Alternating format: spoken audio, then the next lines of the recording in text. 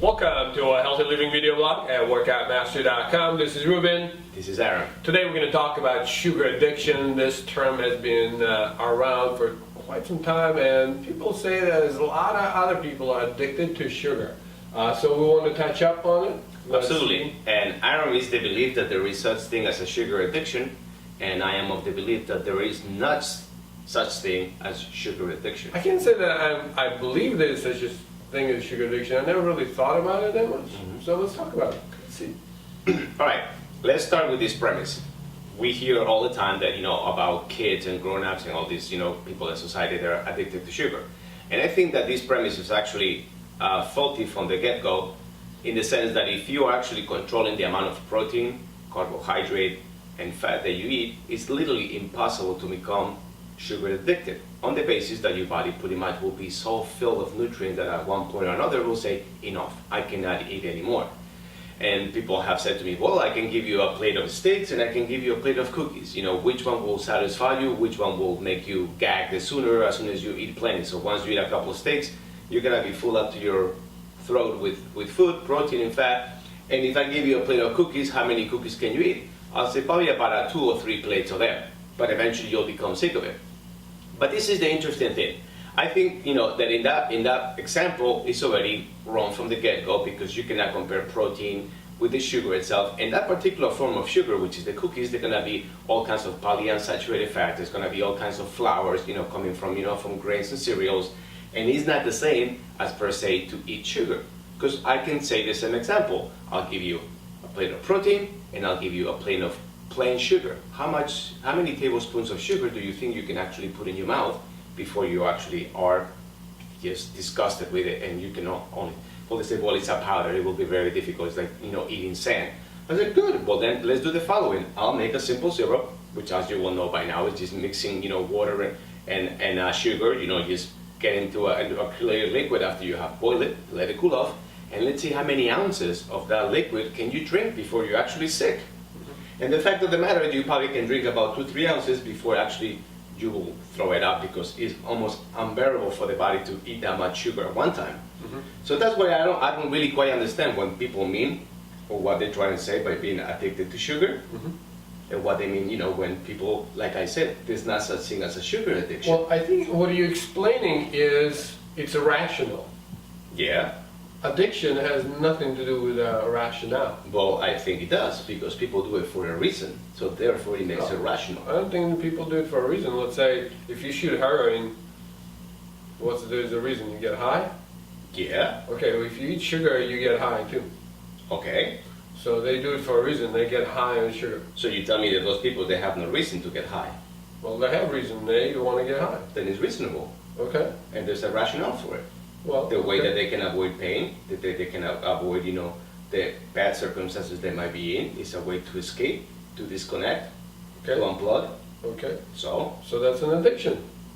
So yeah, but there is a rationale for it. They do it for a reason.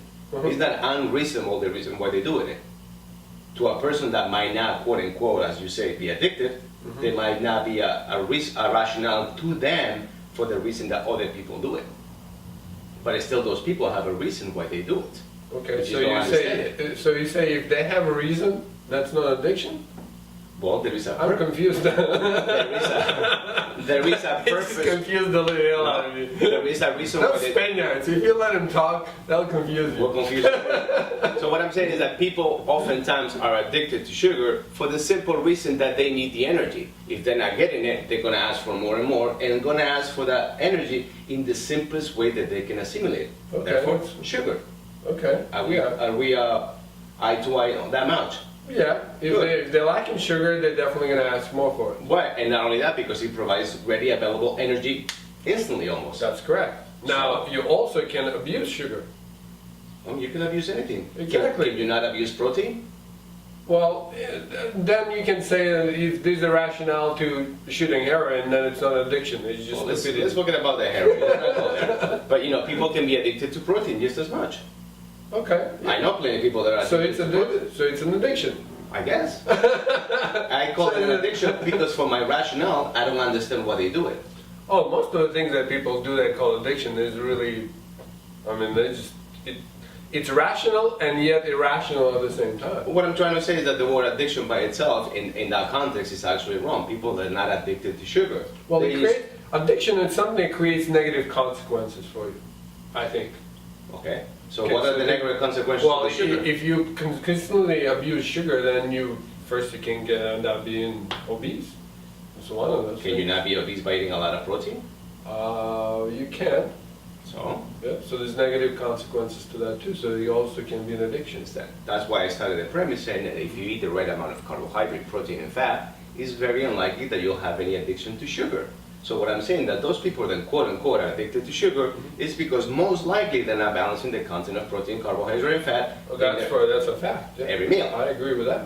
All right, so then they're not addicted to anything. They just completely, unbeknownst to them, cannot make up in their minds how they have to fraction their meals. They're not providing exactly what their body needs. Okay, so is it an addiction or is it ignorance of ratios? What is this? Ignorance of ratios? Of ratios, how they have. Okay. According to Ruben, there's no such a thing as addiction. It's ignorance of ratios.